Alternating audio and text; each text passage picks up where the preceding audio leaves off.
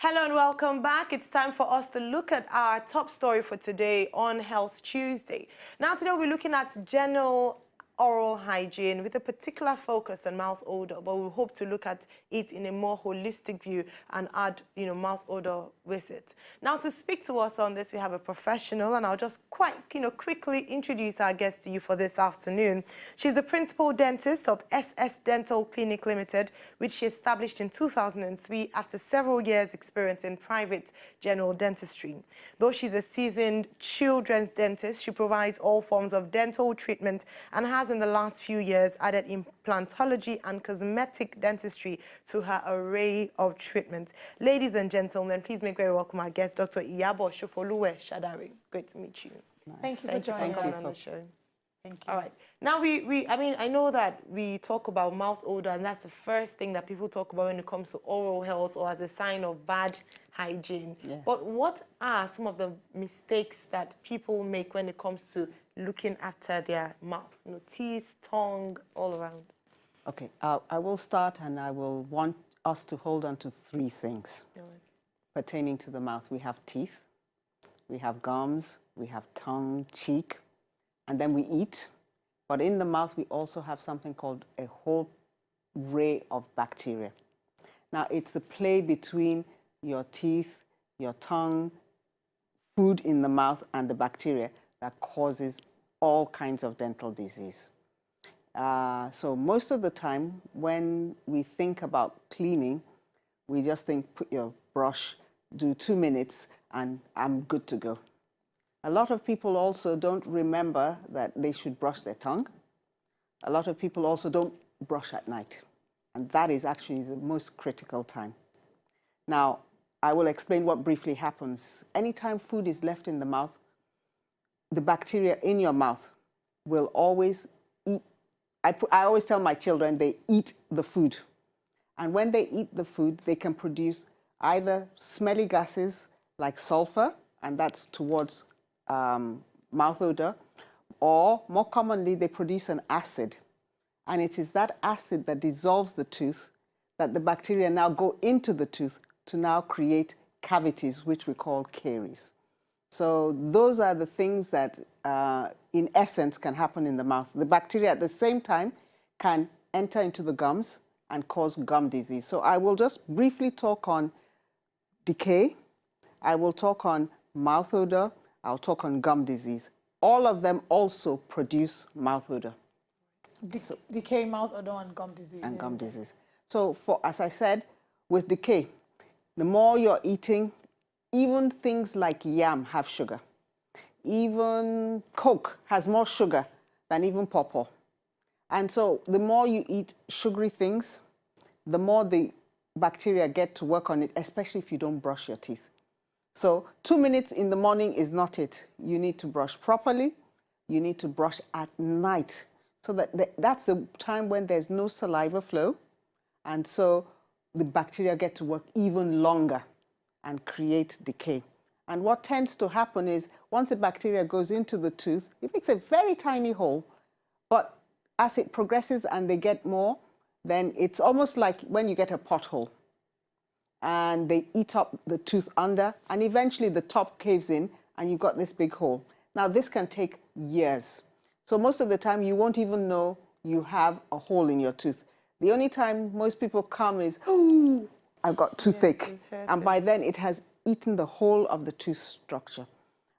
So most of the time, you should be coming to the dentist at least twice a year for checkups.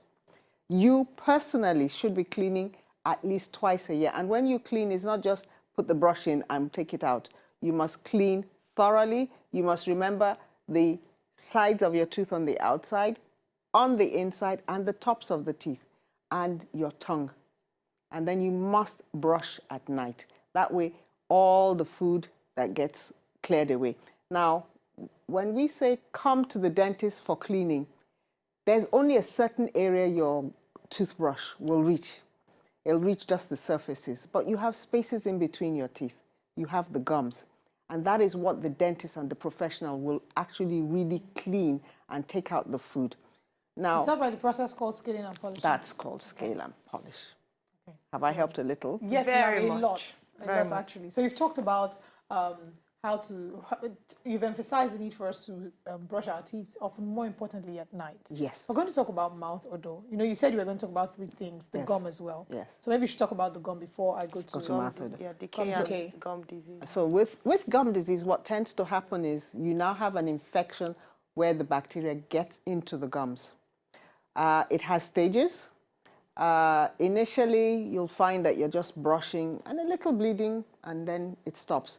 For those who use red toothpaste, you may not even know you're bleeding. And that is just the minimal stage, and we call that gingivitis. As it progresses, the gums start to swell.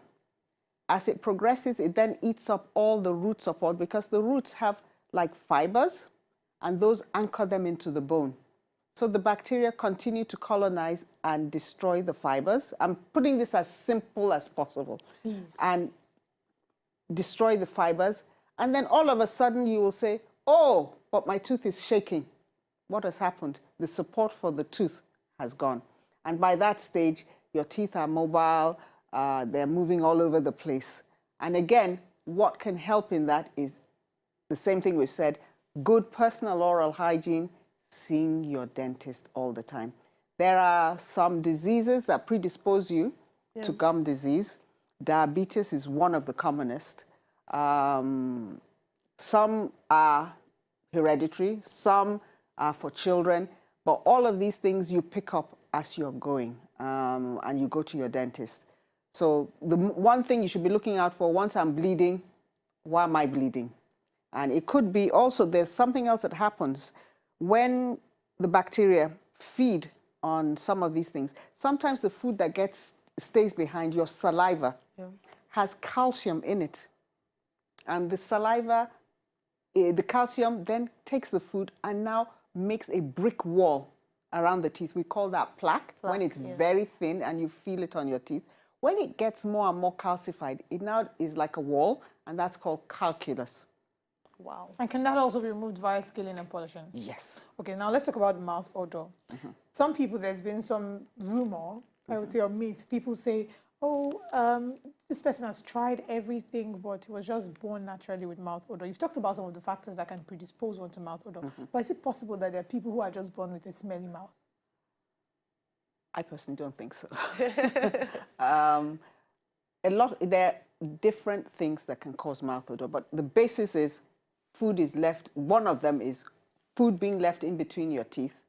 Now this time the bacteria will act on those food and produce obnoxious smelly gases like sulfur. That's the genesis of the whole thing. But it can also come from tooth decay, which I talked about. And as the tooth is decaying and it's being eaten, it also gives off an odor. It can also come from things like spicy food. You know, putting a lot of onions, garlic. So is it the spice itself that we smell, or the fact that the bacteria love spicy food and works on eating it more? Sometimes it's the spice, like things like ginger. It's a combination of both. Do you understand? So sometimes you will smell garlic, just like you smell it on your skin. But most of the time, it's actually the bacteria that has worked on what is there. So how do we then manage this? I mean, we have to be really realistic. Are people out there thinking, oh my days, was even no more 4-year, no more father. So we're outside. You know, people, dentists would usually say once you eat smelly food, brush your teeth afterwards. But we go for a party and the father rice is looking wonderful. I really want to have a taste, but I don't want my mouth to smell. I have a very important meeting afterwards. Is there anything one can do? Yes. I tend to say we should have peppermint sweets or gums, or a lot of people now are chewing gum, and you chew gum almost immediately. Drink water. That tends to flush whatever is in your mouth out. So those are some of the things you can take. So when you go to parties, especially the posh parties, and they give mints and things, that's exactly what it's for. Okay, so I think it's important now that we talk about mouth sprays. There's some people who would resort to mouth spray in the event of a mouth odor. Is it advisable? If it works for them, yes. If it works for them. All right. But Now, we also know you have a specialty in children's dentistry. Let's talk about child health, because sometimes the way that we look at our children's health will have an effect later in life. Like you mentioned, this bacteria could work on the teeth down, on your gums for years, and your hole wouldn't come out until years later. What are some of the mistakes that you've observed that parents make when looking after children's teeth? What age should they start brushing? And should children also brush at night as well? Yes. With kids, here in Nigeria, a lot of people just think, oh, they're baby teeth, and they'll fall out and we'll get the adult teeth. But the harm is already being done. So I always tell parents, from when the tooth comes in the mouth is when you should start. You may not start with a toothbrush. For like a little baby, you could use a little cotton wool and put it in a little water and then use to brush that one tooth. And when he's got like about 4, you start trying to use a little baby toothbrush. And you need, baby toothbrushes have ages to them. So you need to know what you're picking. Okay. You do not need to use a hard toothbrush. Now, the same way adults can have holes in their teeth. A lot of people feed their baby, leave the bottle in the mouth, and the baby sleeps off. And again, it's the same thing. Sugar in the mouth, bacteria will make holes. And that is when you now see children who have brown teeth, which had all been decayed. We call that rampant caries. We're getting more of that. It didn't used to be our problem before. Now, again, by the time your child, 1 or 2, has all the complements of teeth, and they will not want you to brush their teeth. So you have to have started early, then let the child do his own brushing, you do your own brushing. Brushing at night for that child. And if he has eaten after brushing, must go back and brush again. Very important. Now, I haven't talked about toothpaste we use, and each toothpaste we use must have fluoride. That helps to strengthen the tooth and make it resistant to caries. For the kids, there are special toothpaste for theirs because they need less fluoride in their toothpaste. Yeah. Otherwise, they will have something called fluorosis, where their teeth now have stains. So for going to the dentist, by the time, we don't want children to grow up with the fear of coming to the dentist. So by the time the child has almost a full complement and can come with you, let the child, I always tell them, bring your daughter, bring your son. And he sits and watches. Once in a while, I'll ask him to come on the chair just to give him a ride up and down. He gets used to coming. Then we have Mr. Alex, who I used to demonstrate toothbrushing. Sometimes the child may not want to, and I don't force, I will take my time. But it is very important that children go to the dentist. I think before we let you go, we should talk very quickly about toothbrush. Here in Nigeria, when we use things, maybe you have some sort of reaction, if you put it on your skin and you don't feel this pepperish feeling, you don't feel like it's working. Same thing with toothbrush. We feel like we need to use force. My aunt would brush her daughter's child and the girl would be screaming, "Mommy," and the mom is like, "Open your mouth." So we've seen that there's a culture of using force and inflicting pain whilst brushing. What kinds of brushes are advisable? Is it okay for people who don't smoke to use smoker's toothbrush because the bristles are really hard? So the harder brush or the softer one? I tend to go for a medium to a soft, depends. With the kids, the softer, but with the adults, the very hard ones, and especially even if you use any toothbrush and you're brushing really hard, something has got to give way. And it will usually, the tooth is, the enamel of a tooth is probably one of the strongest thing in our body. So it doesn't give way. The next thing that will give way is between your root and your gum. And then you'll start to get gullies, like gutters. And then you start to push the gums down.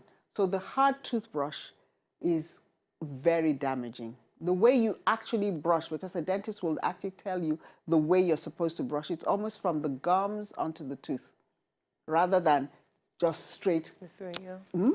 So toothbrushes, yes, you just stay in the mediums.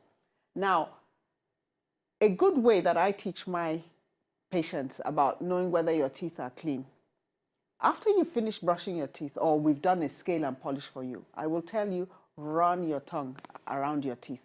If you run your tongue around your teeth, it always feels clean. Yes? Yes. As soon as you wait 1 minute, 2 minutes, or you eat, you will begin to feel like there are little roughnesses on the teeth. So when you brush your teeth, run your tongue around your teeth. Anywhere there's now any roughness is where you go back and actually clean. That's right. Thank you so much for joining us. This has been a very fantastic conversation. We hope you've been able to gather all the required points to help you with your oral hygiene. We're on a quick break. When we return, Benga will be here and we'll be wrapping up the show real quick. To enjoy more of these our Ogbonge videos when you just watch, press this button to subscribe on top of our YouTube page. You go love am.